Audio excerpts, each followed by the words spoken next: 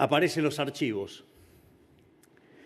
Y hará algo así como de 2 meses, una de las cosas que dije en uno de los discursos es: si los degenerados fiscales que están en el Congreso de la Nación Argentina quieren romperme el programa económico, lo voy a vetar. Y efectivamente, ayer los degenerados fiscales votaron en gran mayoría un disparate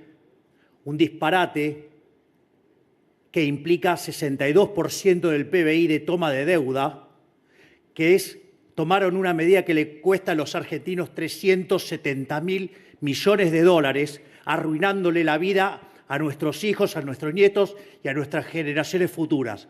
Por lo tanto, frente a semejante acto de irresponsabilidad, populismo y demagogia, no me queda otra que cambiar el discurso y venir a contarles. Pero afortunadamente el archivo está de mi lado. En ese sentido, voy a arrancar con los temas de política fiscal. Voy a dar mis 4 argumentos por los cuales he decidido vetar totalmente el disparate que salió en el día de ayer. Después voy a hablar de la regla del déficit cero, voy a hablar de la emisión cero y voy a hablar sobre crecimiento económico. Lo primero que hay que tener en cuenta es la cuestión cuantitativa. Es decir, y sobre la mentira que se apalancaron los mentirosos de los legisladores, ya sea en la Cámara de Diputados o en la Cámara de Senadores. Después que durante el vergonzoso gobierno kirchnerista las jubilaciones en términos reales cayeron 40% en su peor momento y terminaron 30% abajo,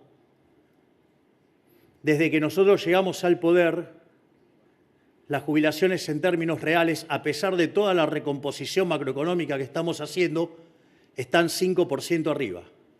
Es decir, las jubilaciones le ganaron a la inflación. Pero no solo eso. La contrapartida de cuando hablan de la apreciación cambiaria, eso significa que también en dólares crecieron un montón. Y como sistemáticamente estamos eliminando regulaciones y estamos avanzando hacia una economía más libre, eso implica que, en términos de dólares, no solo que estamos mejor, sino que esos dólares son efectivamente mayor poder de compra. Por lo tanto, están muchísimo mejor los jubilados del desastre que nos habían dejado, y ni les digo si hubiera estallado la bomba. Por lo tanto, la primera cuestión es una cuestión cuantitativa en cuanto a lo que tiene que ver cómo están verdaderamente los jubilados hoy. Otra cosa que también me resulta interesante, que es la contradicción de la política. Por eso digo lo del archivo. Ustedes pueden ir y ver mi charla en el IAEF, cuando los irresponsables de la Cámara de Diputados habían enviado esto, y yo decía, si esto sale, lo voy a vetar. Los irresponsables de la Cámara de Senadores, de manera populista, demagógica, mentirosa y empobrecedora, sobre todas las cosas empobrecedoras y exterminadores de jóvenes, o sea, porque medidas como la de ayer exterminan a los jóvenes, dije que lo iba a vetar y efectivamente lo veté. Es decir, hago lo que digo siempre. Mi palabra no se negocia y no les voy a dejar pasar ni 1 milímetro a los degenerados fiscales que quieren arruinar este país por tener beneficios para la casta política.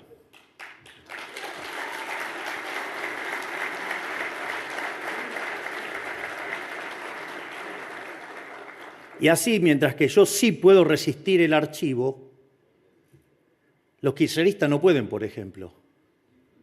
Vean las declaraciones de Néstor Kirchner en el año 2010, de la señora Cristina Fernández de Kirchner o del propio Miguel Pichetto. Todos votaron en contra del 82% móvil. De hecho, la señora Cristina Fernández de Kirchner vetó el 82% móvil. Por lo tanto, no resiste el archivo. Es más, el hecho de que estén mal los jubilados, siendo un sistema de reparto, es decir, hay un pozo del cual, digamos, se saca el dinero y se reparte, está la irresponsabilidad de haber jubilado personas sin aportes. Es decir, metieron 3,5 millones de personas sin haber aportado. Es decir, frente al mismo pozo, más manos sacando. Es decir, si ustedes quieren saber quiénes han arruinado a los jubilados, miren a los kirchneristas, porque cuando estaba el sistema estabilizado, el sistema privado de fondos y pensiones, con tal de manotearse los fondos, ¿sí?, lo expropiaron. La jubilación tenía que estar en manos del Estado. ¿Y qué hicieron? Vaciaron el sistema, lo arruinaron. Ahora, y además hay 1 millón de pensiones truchas, con lo cual quieren ver dónde está el desastre, está ahí. Ahora, ese desastre es tan claro el desastre que causó el kirchnerismo con eso, que durante el gobierno del presidente Macri eso se intentó corregir. Es decir, hubo 14 toneladas de piedras para poner en orden el sistema previsional. Entonces la pregunta es, eso en el gobierno los kirchneristas lo vieron, lo vio Juntos por el Cambio. ¿Me pueden decir qué carajo hicieron todos votando a favor de quebrar el sistema previsional y arruinarle la vida a los argentinos? Si eso no es populismo, si eso no es demagogia, si eso no es ser un mentiroso farsante, quisiera saber de qué estamos hablando. No solo eso, sino que además hay una cuestión del problema que tiene la ley, que es una cuestión de asimetría. Es decir, cuando la situación es adversa y se da la baja, hace que no baje, pero que cuando sube, sube más que proporcionalmente. Eso hace que en dinámica, además, el gasto previsional sea creciente e incontrolable. Es decir, es directamente la quiebra del Estado. Por lo tanto, hay varias cuestiones de problema de diseño. Hipocresía en los datos, demagogia, populismo, mentiras, irresponsabilidad, ignorancia. Pero no solo eso, además, es interesante porque es una ley que viola una ley. Justamente lo que hace es violar la ley de administración financiera. Es decir, cuando ustedes deciden crear una partida, deberían también crear un mecanismo para fondear esa partida. Ahora, entonces, con lo cual hay una violación de la ley de administración financiera del Estado. ¿Por qué? Porque alegremente pusieron una partida, un gasto, y no tiene la contrapartida en recursos. Ahora, el problema es, ok, yo no tengo los recursos, entonces ese aumento de gasto, digamos, va a requerir un aumento de recursos. Esto, hay una frase de Keynes que es brillante que dice, todos los gastos se financian, todos los gastos se financian. El tema es cómo lo financian. O sea, de alguna manera lo van a financiar. Entonces, por ejemplo, alegremente a los políticos les gusta usar la maquinita de imprimir billetes, es decir, la emisión monetaria. Total, gastan irresponsablemente, imprimen billetes, se genera inflación, que no es ni más ni menos que un impuesto, que además tiene la característica de ser profundamente regresivo. Es decir, los campeones del buenismo, los que tanto quieren a los pobres, lo único que hacen es multiplicarlos. Y en ese sentido, ¿qué es lo que dijimos nosotros? No, acá la maquinita se apagó, no se imprime más. que lo voy a explicar en la parte 3 de la presentación. Entonces, nosotros hemos decidido no estafar más a los argentinos con el señoriaje. Que aviso que el señoriaje, es decir, la emisión de dinero para financiar el fisco, es aún peor que lo que se denomina el impuesto inflacionario y que es la verdadera medida de la estafa y no el impuesto inflacionario. Porque si yo emitiera dinero en línea con la demanda de dinero, la inflación sería cero. Entonces, ¿qué dirían? Que no hay estafa ahí. Error. Porque quiere decir que yo, si tengo un elemento que permite que crezca la demanda de dinero, si yo no emitiera dinero habría deflación. Por lo tanto, si estoy emitiendo en ese contexto, les estoy robando el efecto positivo de la deflación. ¿Por qué? Porque los saldos reales se estarían incrementando y ahora estarían constantes. Es decir, que la verdadera estafa es el señoriaje, la emisión de dinero. Pero bueno, imagínense, digamos, los políticos no suman ni con un ábaco, hablan de desendeudamiento y después se quejan del ajuste fiscal. O sea, con lo cual son complicados, o sea, no suman, directamente no saben sumar. Digo, no es tan fácil hacer política, digamos, cuando hay tipos que de vuelta no suman ni con un ábaco. La otra alternativa es, bueno, entonces no queremos más inflación porque no queremos, digamos, generar un impuesto que le haga tanto daño a los que menos tienen. Porque en el fondo es un impuesto recontra regresivo, carga sobre más de 25 o 30 veces sobre los más vulnerables. Es decir, que en el fondo golpe directo a los que supuestamente jubilados que quieren proteger los grupos, por ejemplo, de los que más golpean entonces. Que se pongan de acuerdo, porque evidentemente, si ustedes quieren una buena política social, la mejor política social, ¿saben cuál es? Bajar la inflación. Pero bueno, parece que esa lección no les gusta cobrar impuestos que nadie se dé cuenta. La otra alternativa es tomar deuda. Ahora, cuando yo empiezo a tomar deuda, ¿cuál es el problema? Que mis condiciones de solvencia se deterioran. La consecuencia de deteriorar las condiciones de solvencia es que no me van a prestar a la misma tasa, me van a prestar a tasas más altas. Es decir, aparece algo que se llama riesgo país. Imagínense que los políticos tienen problemas para computar sumas y restas, imagínense entender qué es la tasa de interés y el riesgo país.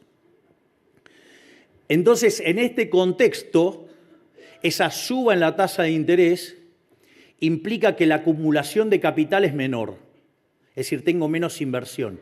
Al tener menos capital per cápita, la productividad per cápita es más baja y al tener una productividad per cápita más baja, los salarios reales de la economía son más bajos. Es decir, aun cuando pueda esquivar el impuesto inflacionario y lo pueda maquillar con endeudamiento, sigo perjudicando a la gente vía mayor tasa de interés, menor productividad y por ende menores salarios reales. Es decir, no hay tal cosa como un almuerzo gratis. Y la otra alternativa es directamente subir los impuestos. Es decir, una expropiación. Es violentar el derecho de propiedad. Por eso es tan interesante lo que pusimos en el RIGI. Si hay algo que ha caracterizado al Estado argentino a lo largo de los últimos 123 años, además del déficit fiscal, piensen que en 123 años tuvimos déficit durante 113. No solo eso, sino que en los 10 que no tuvimos déficit, en realidad estábamos en default, con lo cual es falso que no había déficit. Por lo tanto, somos el primer gobierno desde el inicio del siglo XX hasta hoy que tiene superávit fiscal en serio, porque no solo, digamos, estamos teniendo resultados primarios, sino que además estamos pagando los intereses. Miren lo que son las cosas, y arrancamos con un déficit de 5 puntos del PBI.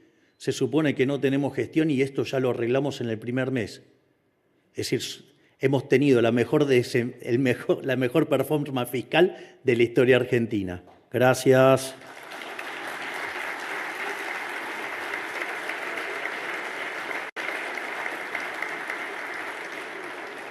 Y como obviamente esto está dando resultado, y estamos bajando la inflación, después en la parte monetaria voy a entrar en los detalles, evidentemente la basura de la casta política quiere rompernos el equilibrio fiscal. ¿Saben por qué? Porque si sale bien, se les terminó el curro. Entonces, es importante que sepamos cuánto cuesta esto. En general, lo que van a ver es que los políticos son muy mentirosos y además tienen sesgo de confirmación y contratan y piden que haga los números economistas también mentirosos. Entonces, digo, le va a aparecer algún mentiroso que quiere justificar esta aberración diciendo que el costo de la medida es 0,4 del PBI. Bueno, primero que eso es mentira porque es 1,2 el costo de lo que se sancionó ayer.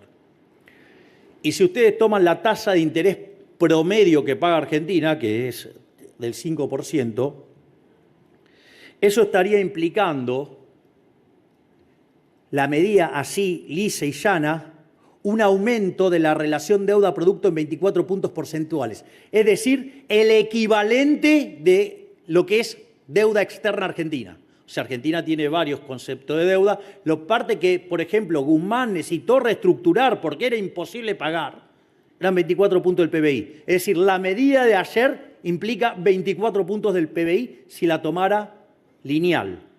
Ahora, la realidad es que una de las cosas que yo les mencioné es que hay una cuestión de asimetría.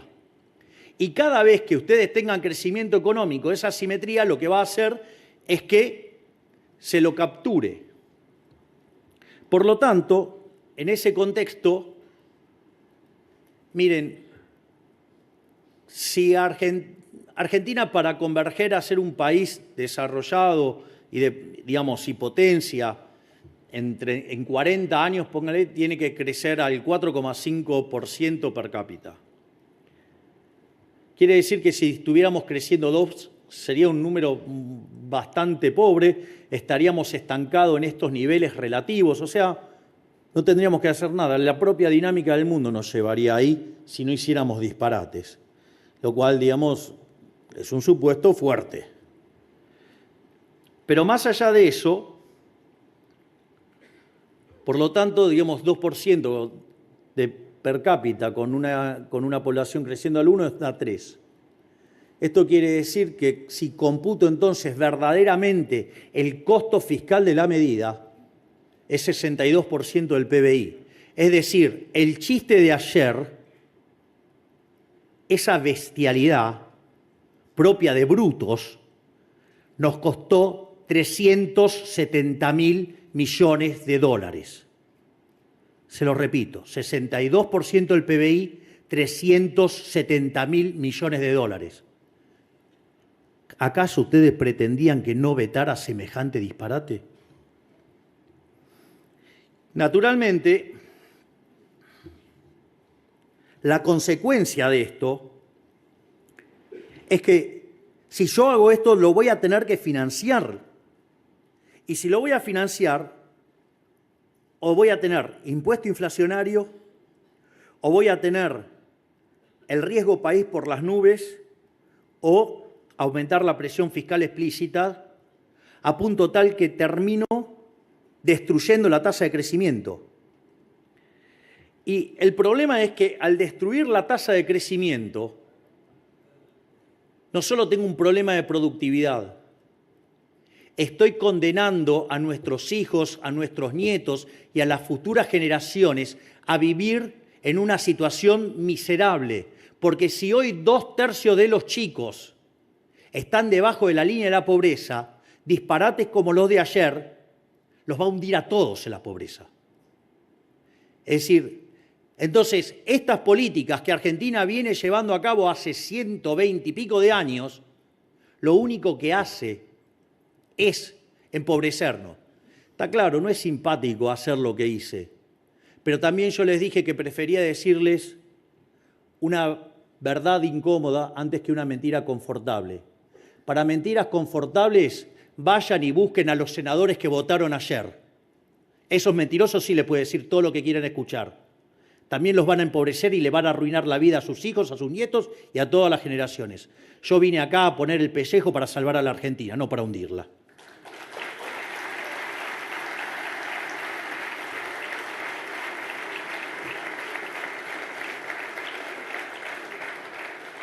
Dicho esto, ahora vamos a pasar a lo que es estrictamente la política fiscal. Nosotros hemos anunciado una política de déficit cero. No es caprichoso el déficit cero. Primero ya vimos que los déficits siempre hay que financiarlos, por lo tanto, de alguna manera u otra se va a pagar. Y dado eso, nosotros decimos déficit cero, pero de verdad, no en superávit primario cero, porque eso es mentira. Porque los intereses hacen que tengamos... Les aviso que el resultado primario cero no alcanza si ustedes tienen deuda. Solamente alcanza si no tienen deuda. Si tienen deuda y tienen que pagar intereses, no alcanza. En ese contexto, ustedes lo que tienen es que déficit cero implica que el déficit financiero es cero. Si el déficit financiero es cero, la variación de deuda es cero. Si la variación de deuda es cero, la relación deuda-producto es no creciente. Si la relación deuda-producto es no creciente, ustedes son solventes intertemporalmente. ¿Qué quiere decir eso? Que pueden repagar la deuda y, por lo tanto, mejora el perfil de crédito. No por nada, desde que asumimos, el riesgo país estaba cerca de los 3.000 puntos básicos y había perforado los 1.200 en un momento. Pero bueno, después empezaron los degenerados fiscales a hacer estas cosas y obviamente la pagamos con un riesgo país más alto, pero digamos, nosotros vamos a seguir resistiendo. Es decir, yo no voy a entregar el resultado fiscal, no lo voy a entregar, aunque los degenerados fiscales sigan insistiéndolo.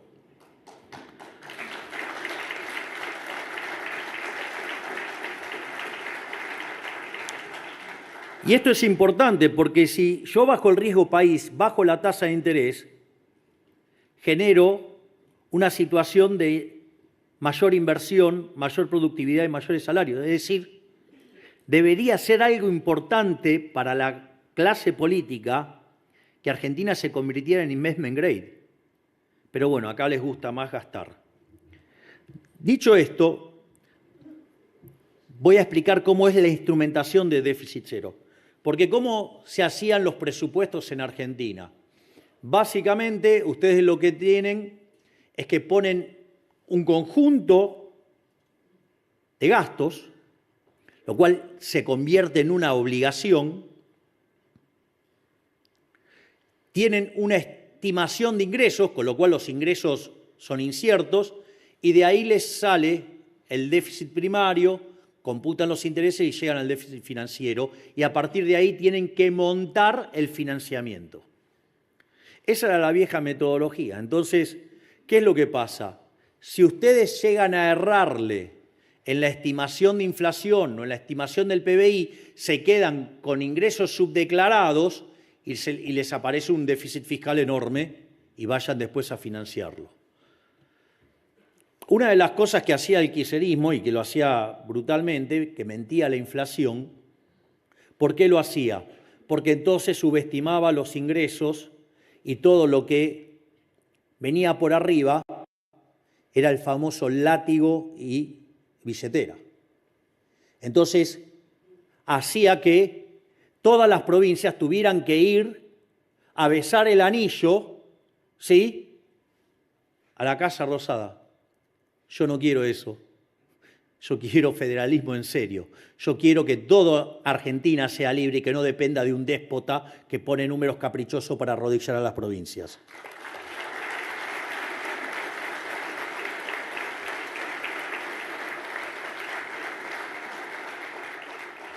En este sentido, el superávit primario va a tener que ser igual a la deuda, a los intereses de la deuda. Los intereses de la deuda vienen dados por la tasa de interés que se paga por esa deuda, lo cual es un dato, y por la deuda que teníamos acumulada.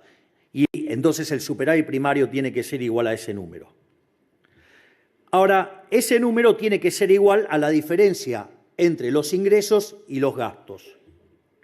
Entonces, a partir de ahí se hace una estimación de ingresos que se aclara que esta estimación de ingresos es importante para poder hacer después la imputación del gasto público no automático. Entonces ustedes presentan un escenario macroeconómico. Lo que pasa es que si ustedes se fijan y miran los pronósticos de los econochantas a fines del año pasado o inicio de este, digamos, tenían hipótesis de inflación del orden del 350, 400% para el año que viene. Fueron corrigiendo y hoy el consenso de mercado es 40. Parece que algo de gestión y algo bien en materia monetaria estamos haciendo. Entonces no me puedo quedar con una hipótesis de ingresos, digamos, frente a semejante proceso de desinflación. Entonces necesito armar un presupuesto que tenga partidas que se acomoden a eso. En este sentido, dado ese escenario base, puedo determinar el gasto para que sea consistente con el pago de intereses y el resto del gasto. Y ahí ustedes van a tener partidas de gasto que tienen ajustes automáticos. Por ejemplo, las jubilaciones, que quedan enganchados al escenario macroeconómico y se mueven acorde al escenario macroeconómico, lo cual tiene sentido. Entonces, el gasto público va a haber una parte inducida que tiene que ver con el escenario macroeconómico, con lo cual ustedes están eliminando ese riesgo y hay un gasto discrecional remanente. Entonces, ¿para qué sirve, digamos, determinar el escenario base? Para que en el gasto remanente, el gasto discrecional remanente, ustedes tengan la composición de ese gasto, las participaciones de cada uno de los componentes de ese gasto discrecional. Entonces, cuando la macroeconomía se mueve en una dirección distinta al escenario base, eso le permite determinar la forma en la cual el gasto discrecional también se tiene que ajustar. Por lo tanto, ese es el mecanismo que vamos a estar presentando en el presupuesto, de modo tal que podamos garantizar el déficit cero y que el déficit cero, digamos, se vaya de la vida de los argentinos. Ahora, claramente va a haber desvíos. Entonces, una de las cosas que puede pasar es que la tasa de crecimiento observada sea mayor que la que habíamos estimado. Entonces, la pregunta es, ¿eso es transitorio o es permanente? Si es transitorio, a ustedes cuando les ingresa, ¿qué pasa? La hipótesis del ingreso permanente. Les suben los ingresos de manera transitoria. Ustedes no aumentan el consumo en la misma línea, lo aumentan acorde al aumento del ingreso permanente, que es poquito, porque lo que subió es el transitorio. Entonces, en el corto plazo se genera una diferencia y ¿ustedes qué hacen con eso? Ahorran, hacen caja. Y eso nos da recursos para manejar la política financiera de la deuda que sí ya existe. Por otra parte, si el aumento es permanente, y quiere decir que los ingresos, digamos, pasaron un escalón más alto, ¿no se imaginan qué voy a hacer? Voy a bajar los impuestos, ¿o creen que se los voy a dejar gastar a los políticos?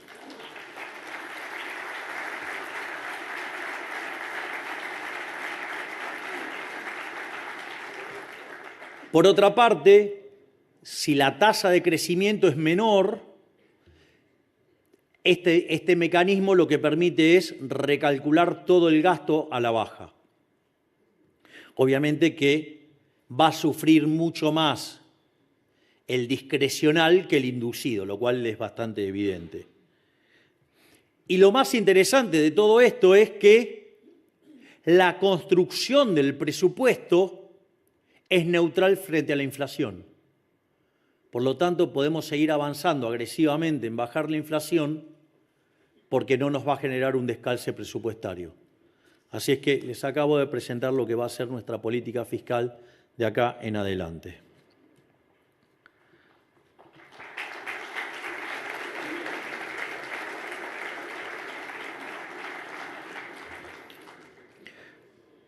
Por otra parte, ahora lo que voy a hacer es explicar la política monetaria, lo que nosotros hemos definido como emisión cero. Básicamente, Cuando nosotros llegamos al gobierno, sí, una de las cosas que yo no me quejo nunca, digamos, yo describo la herencia, pero no me quejo de la herencia.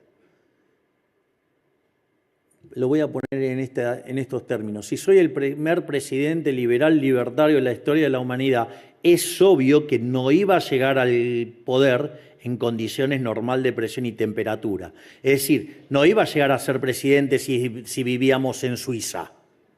Es decir, es obvio que tenía que ser un descalabro de proporciones padre, ¿sí?, de proporciones bíblicas, para que se dé esta situación tan atípica. El cisne negro. En ese contexto,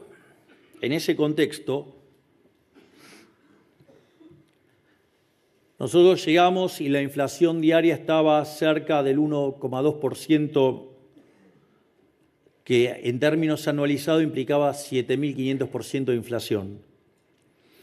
Y esto, que parecía un escándalo y de una exageración, cuando ustedes toman la inflación mayorista, que es la que se anticipa a la inflación del IPC, la del consumidor, fue 54%. 54% anualizado da 17.000. Imagínense que, digamos, o sea, nuestros políticos no pueden computar sumas y restas, imagínense una función geométrica, o sea, una exponencial. Exponencial ni siquiera lo intento. Digo, porque yo creo que ven E elevado a algo y digo, van a colapsar. Entonces, digo, prefiero usar la versión discreta que, digamos, o sea, imagino que con la calculadora al lado pueden multiplicar, por lo menos. Dicho esto, nosotros sabíamos que estábamos al borde de una hiperinflación, y si hay algo que me ha caracterizado a lo largo de los años es haber machacado hasta el cansancio la frase de Friedman, que la inflación es siempre y en todo lugar un fenómeno monetario, que se genera por un exceso de oferta de dinero, ya sea o porque subió la oferta o porque cayó la demanda, o pasaron las dos cosas a la vez. Eso lleva a una pérdida del poder adquisitivo del dinero y todos los precios expresados en unidades monetarias suben. Entonces, si estábamos frente a un escenario de hiperinflación, lo que había que hacer era cortar los grifos de emisión. De hecho, el primer problema que enfrentábamos era el tamaño del déficit fiscal. Enfrentábamos un déficit fiscal de 15 puntos del PBI, 5 en el Tesoro y 10 de cuasi fiscal en el Banco Central, con el agravante de que eso se convertía en emisión monetaria endógena. Es decir, había mecanismos por los cuales la oferta monetaria ya se expandía sola, aún cuando, digamos, nuestro gran presidente del Banco Central, Santiago Bausili, la tenía en la mira. Entonces, pero ¿qué pasa? No se podía resolver ese problema hasta que no pudiéramos construir una curva de pesos. Por eso, sistemáticamente, pondero el trabajo de Pablo Quirno, digo, que fue el que recreó la curva de pesos. Y la otra cosa era atacar el déficit fiscal, y eso se hizo. Yo recuerdo que cuando nosotros hacíamos campaña íbamos con una motosierra y básicamente decían que lo que yo proponía era una locura. Es más, la gran mayoría de los economistas decía que con suerte se podía ajustar un punto del PBI. Y nosotros llegamos, el programa con el fondo estaba caído. El fondo lo único que nos pedía era ver si podíamos aproximarnos a la meta que había dejado el gobierno anterior, que eran bien laxas. Y nosotros propusimos que íbamos a ir a déficit cero en el primer año. Y con lo cual pusimos una meta más exigente que la que había puesto el fondo. Afortunadamente, uno de los grandes aciertos que tuvimos fue haber elegido como ministro de Economía a Toto Caputo y alcanzamos el déficit cero en el primer mes de gestión. Es decir, algo que en 123 años no se pudo hacer, ese gigante que es Luis Toto Caputo lo logró en un mes. Vaya si no tiene mérito para ser el mejor ministro de Economía de la historia.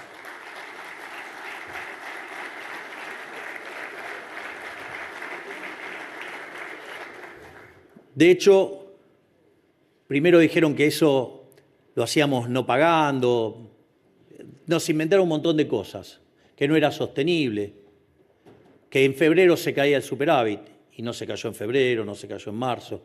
Terminamos la primera parte del año, tuvimos superávit hasta en junio, con la estacionalidad que tiene las cuentas públicas. Y en los 7 primeros meses, siendo que en julio caen los vencimientos, acumulamos un montón de superávit.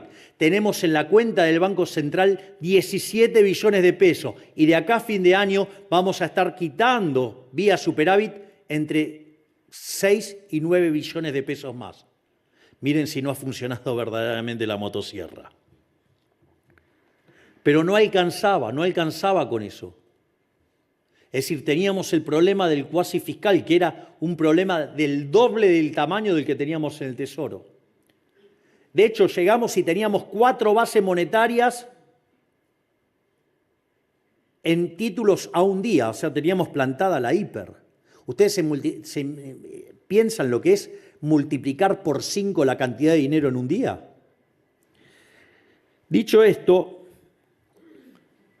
básicamente nosotros ¿qué hacemos? Hacemos un sinceramiento del mercado de cambios, buscamos que el tipo de cambio más el impuesto país se parezca al paralelo, sin un sinceramiento, y ese salto en el tipo de cambio hizo que la tasa de interés de arbitraje entre pesos y dólares, si bien era positiva en dólares, pero en términos de pesos reales era negativa.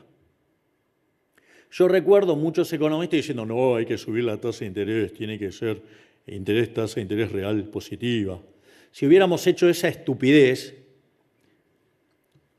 y vayan y mírenlo en los informes de diciembre, de enero, y los van a encontrar toditos ahí,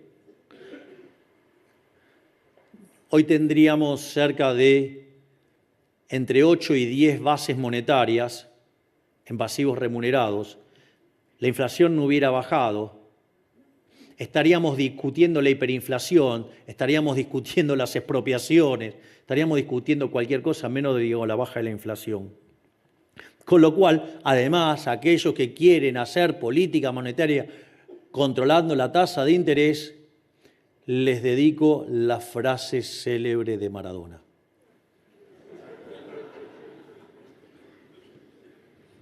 Paliza teórica es poco. Dicho esto, nadie hablaba de eliminar, los pasivos remunerados de las LELIQs. Nadie hablaba, el único que hablaba de eso. ¿Saben qué? Me sentía más solo que Adán en el Día de la Madre. Eso sí, se ocupaban todo con, ¿cómo era?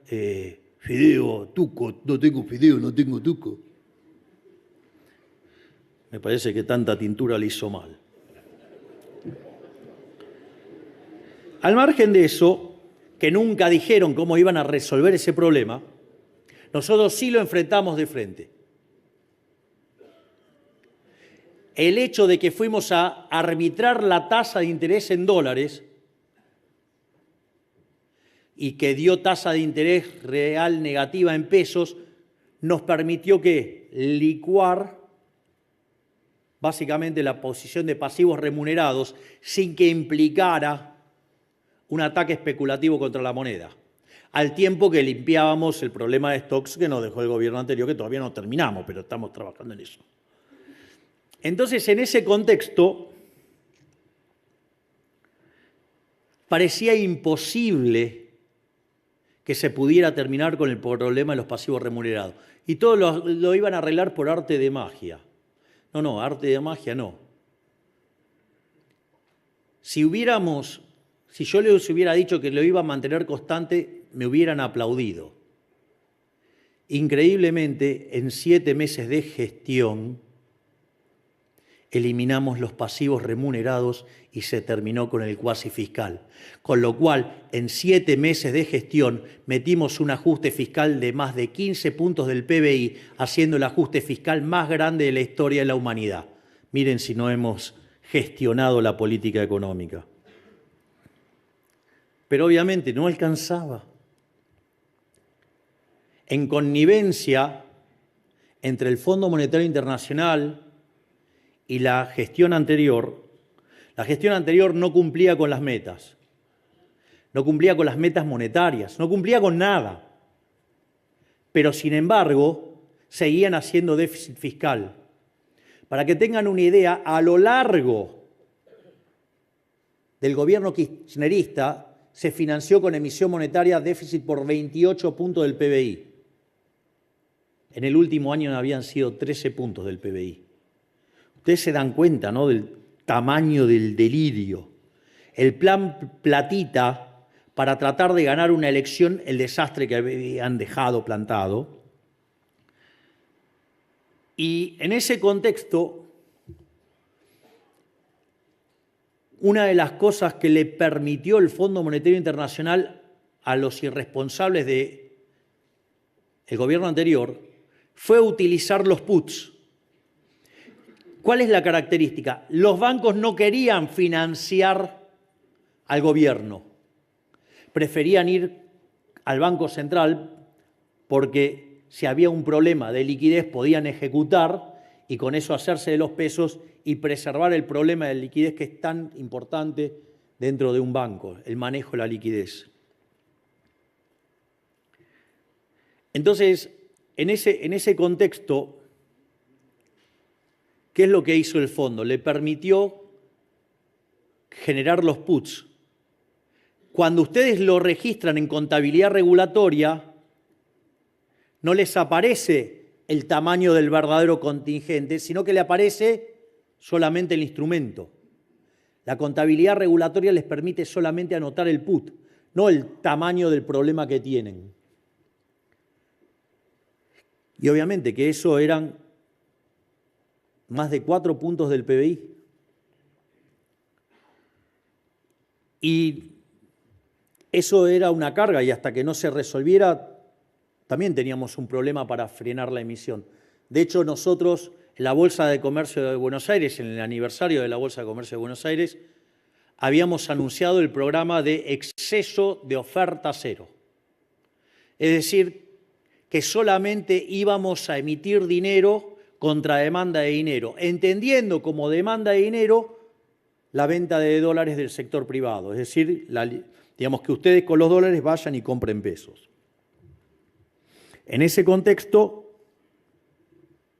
nosotros teníamos eso fue un día viernes, el día lunes nosotros teníamos una reunión, el presidente del Banco Central y el ministro de Economía tenían una reunión con los bancos a las 10 de la mañana y mientras que estaban los bancos sentados en esa mesa, el Banco Macro, digamos, banco que se hizo grande a la luz de hacer negocios con el kirchnerismo, ¿sí?, ser el banquero del kirchnerismo, ejecutó los puts. No sé, que ejecutó puts por el equivalente de 2.000 millones de dólares.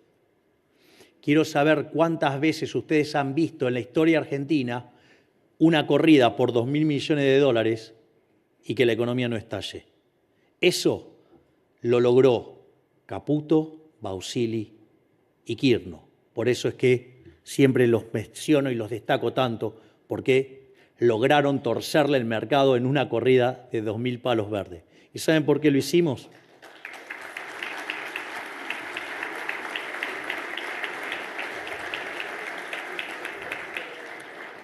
Lo hicimos porque del otro lado teníamos 17 billones de pesos, que los acumulamos gracias al superávit fiscal. Pero no solo eso, no se quedaron tranquilos los muchachos ahí y nos fueron a buscar a la otra semana en una corrida para tratar de hacer saltar el dólar.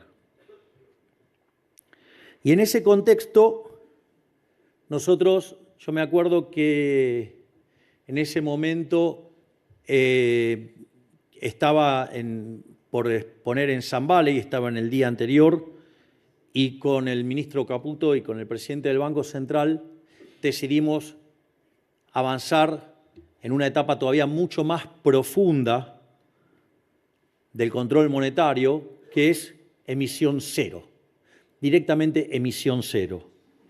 Por lo tanto, si nos querían correr, que lo hicieran, que nos atacaran la moneda, pero tarde o temprano el dólar se iba a desplomar y se les iba a caer. Y efectivamente lo mal que la están pasando, porque veían un dólar en 2.000 y el dólar está en torno a los 1.250. Hola, mandriles. Dicho esto, una de las cosas bajo la cual, ¿cómo sería el equilibrio de cero intervención? Porque salieron a decir que nosotros estábamos interviniendo en el mercado de cambios. Es decir, los economistas, con tal de justificar sus errores, son capaces de decir cualquier cosa. Entonces, ¿cómo sería un mercado libre de intervención? Yo dejaría constante la cantidad de dinero, el tipo de cambio fluctuaría y la variación de reservas sería cero. Entonces, nosotros, ¿qué es lo que pasa? Como todavía tenemos el problema de stocks. Les paso un tema. ¿Alguien tiene idea de cuántas regulaciones metió el gobierno anterior en el mercado de cambios? Digo, porque hablan de la salida del cepo y nosotros estamos diciendo todo el tiempo, estamos más cerca, estamos más cerca, estamos más cerca, y dice, no hicieron nada, no hicieron nada. ¿Saben cuántas regulaciones se metieron en los últimos 2 años el kirchnerismo? A ver, escucho propuestas de números. 500 sería una aberración, ¿no? ¿Sí o no? ¿Quién fue? 500. Sería una aberración. A ver, más arriba. 2100. Más arriba, vamos. Sigan. 5000. 5000 sería un disparate, ¿no? 12.000 sería un disparate también, ¿no? Hay gente bien poniéndole onda. ¿Sabe? Estamos claros que si se fuera 20.000 sería un disparate total, ¿no? Bien, exacto. Me gusta que hablemos en latín. Un tremendo quilombo. Bueno, agárrense bien ahí fuerte de las sillas. 80.000. Sí, claro. Entonces, el Banco Central está sacando regulaciones al ritmo de 100 por día en promedio. Es decir, todo el tiempo estamos avanzando en la eliminación del cepo. De hecho, el mejor indicador de ello es que cuando nosotros asumimos se pagaban de las importaciones solamente el 15% y hoy se paga el 90%. Entonces vean que sí estamos avanzando. De hecho, se los voy anticipando, en estos días vamos a estar publicando una bitácora de las cosas que vamos haciendo.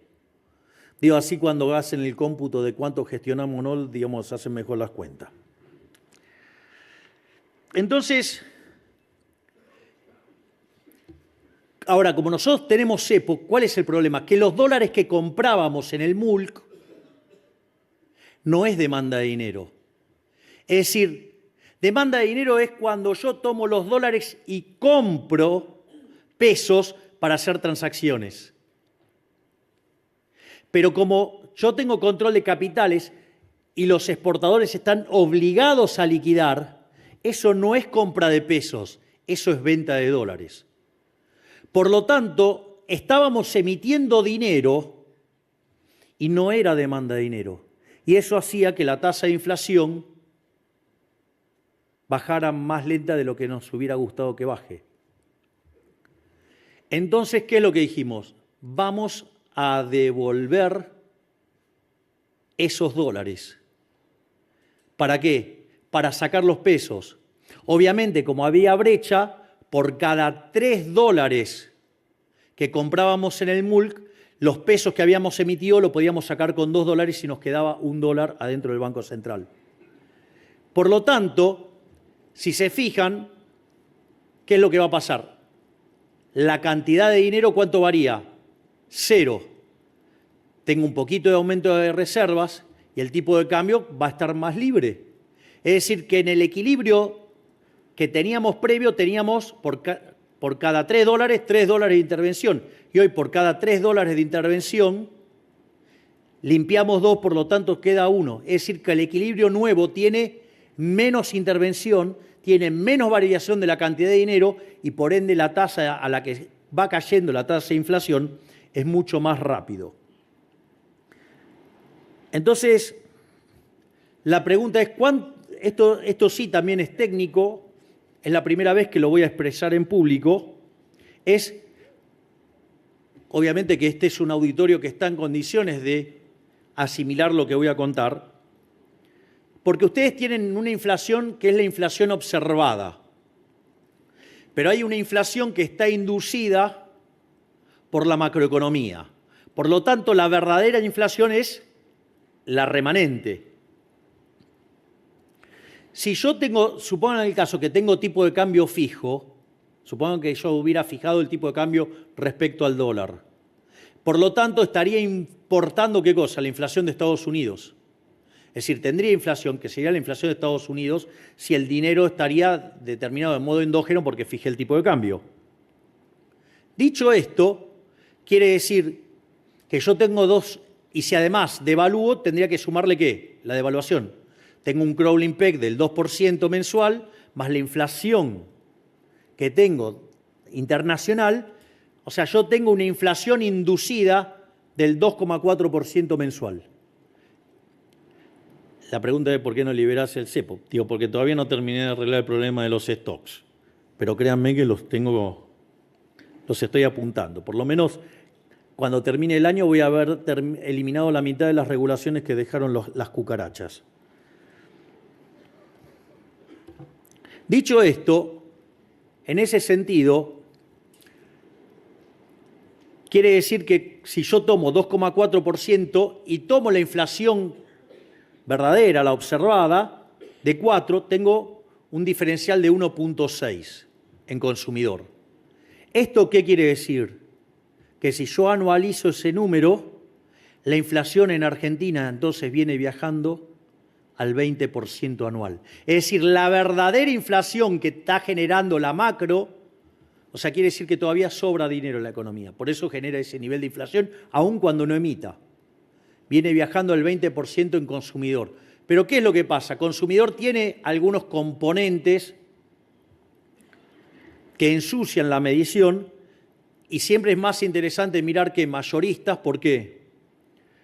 Porque se adelanta a los precios al consumidor.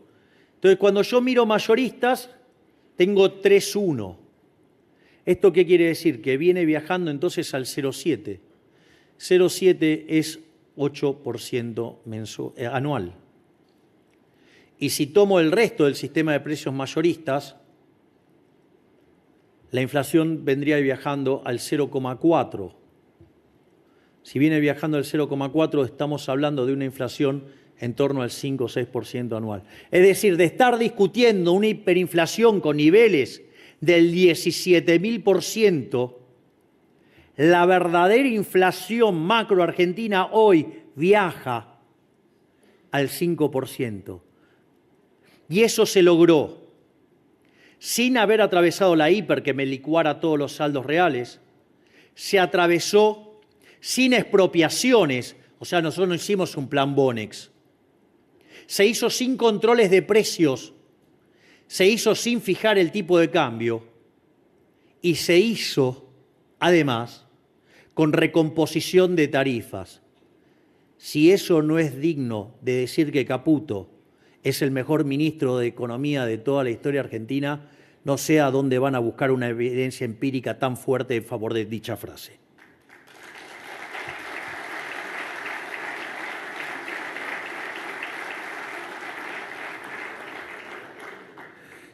Por lo tanto, les diría que en este nuevo empleo que tengo, digamos, que me han contratado por 4 años, digamos, salvo que a algún golpista se le ocurra algo distinto, o digamos, o que la casta del Poder Legislativo nos niegue fondos, digamos, para hacer tareas de inteligencia, porque vieron que hay un dicho que dice que el ladrón cree que todos son de su misma condición, y un país que recibió 2 atentados y siendo amenazado por uno de los países que cometió esos atentados, digamos, o sea,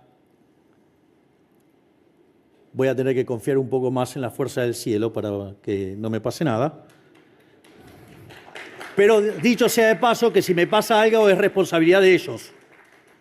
Sobre todo, digamos, cuando armaron la bicameral poniendo a un kirchnerista de closet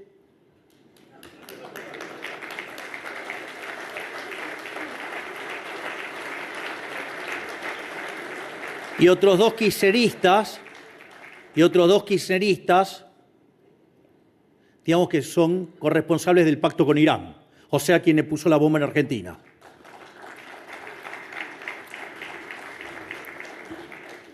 No les voy a dar el gusto. Voy a terminar estos 4 años y además voy a ser reelecto y voy a hacer que Argentina se ponga de pie.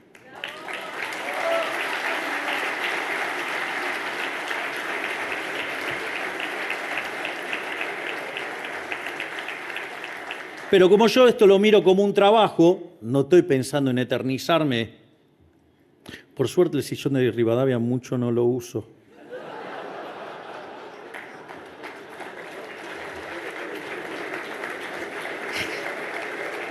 No se me pegan costumbres raras.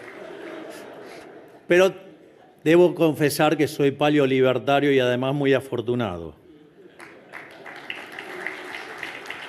Pero al margen de eso, para los que no saben, paleolibertarios son los libertarios conservadores, o sea que somos monógamos y esas cosas. Aclaro, porque pongo los subtítulos, porque, digamos, o sea, está bueno para, digamos, el barrio entiende, pero no todos están obligados. Dicho esto, mi job description decía que tenía que bajar la inflación, lo estamos logrando.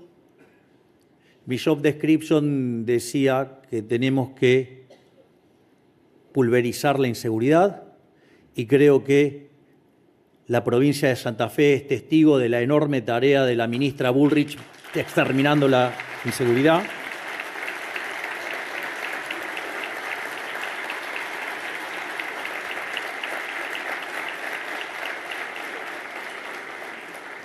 Y si bien no creo que estaba explícito en mi job description, creo que también la gente me exige que logre hacer crecer la economía. Para algo soy especialista en crecimiento económico. Interesante que la política todavía eso no me lo borró. Y lo liberal libertario tampoco. Dicho esto,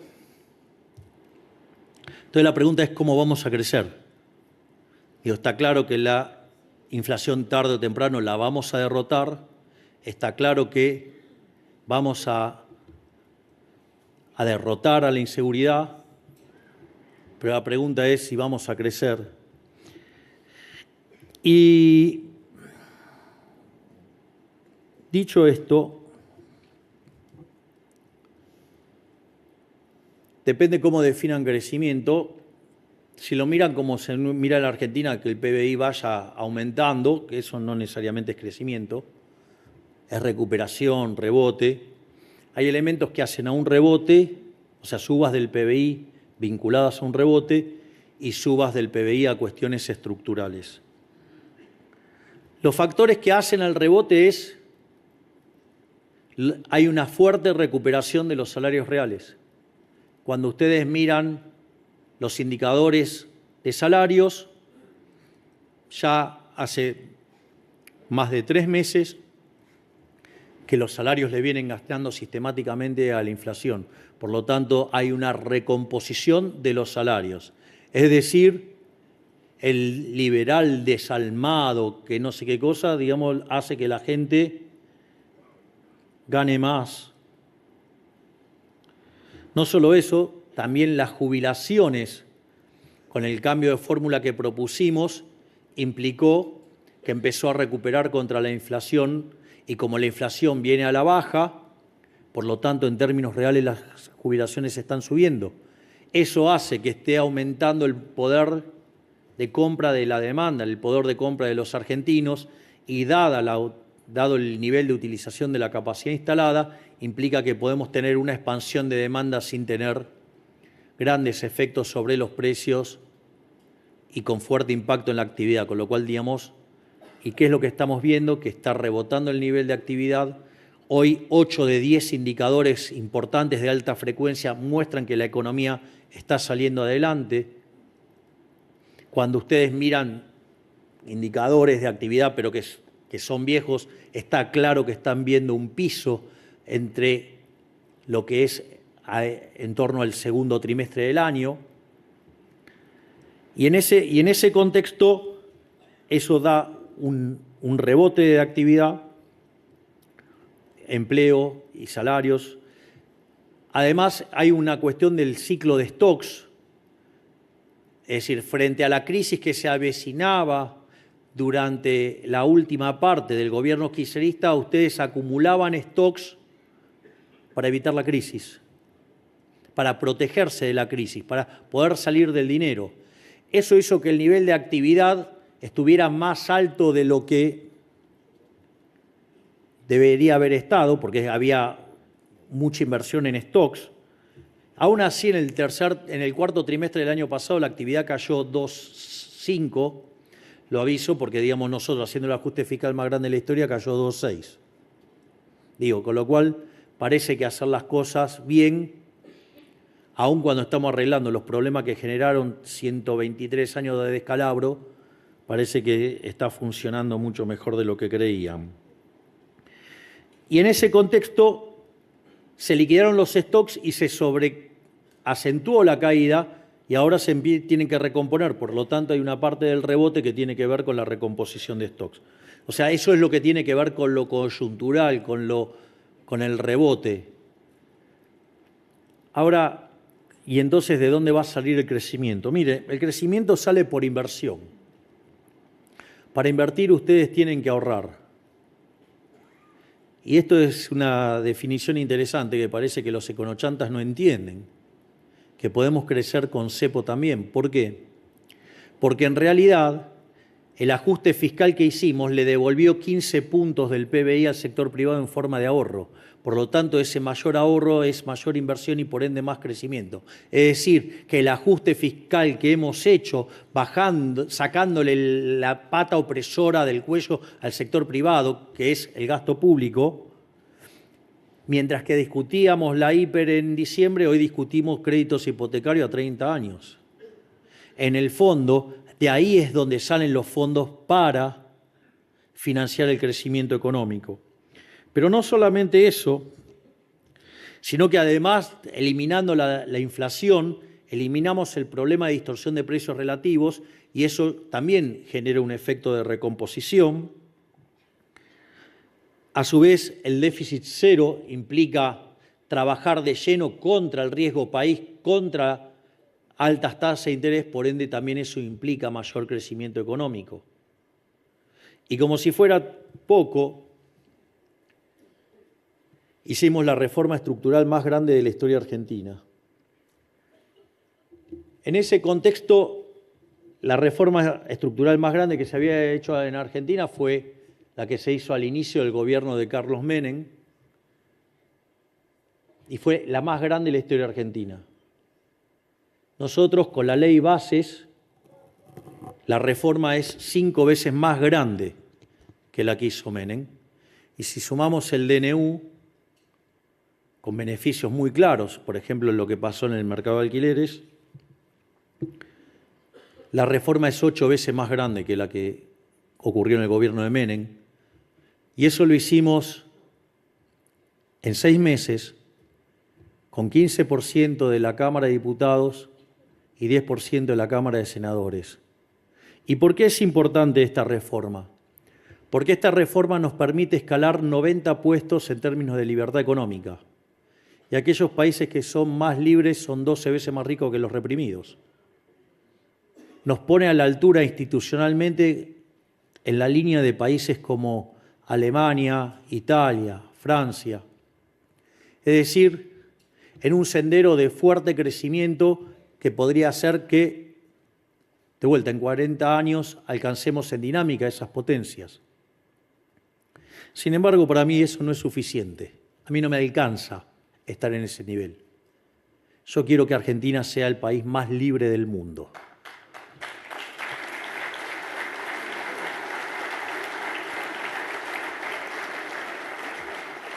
Y en este sentido, si ya bien hemos enviado 800 reformas estructurales y todos los días continuamos sacando regulaciones, tenemos pendiente 3.200 reformas estructurales más y vamos a hacer que Argentina sea efectivamente el país más libre del mundo para que sea el país más próspero del mundo. Muchísimas gracias. ¡Viva la libertad, carajo! La palabra del señor presidente de la Nación, Javier Milei. Así damos por finalizado este acto. Solicitamos a todos los invitados a aguardar en el salón hasta que se haya retirado el señor presidente de la Nación para posteriormente dirigirnos al hall central del edificio institucional a compartir un cóctel de cierre. Para ingresar al mismo, recuerden contar con su QR.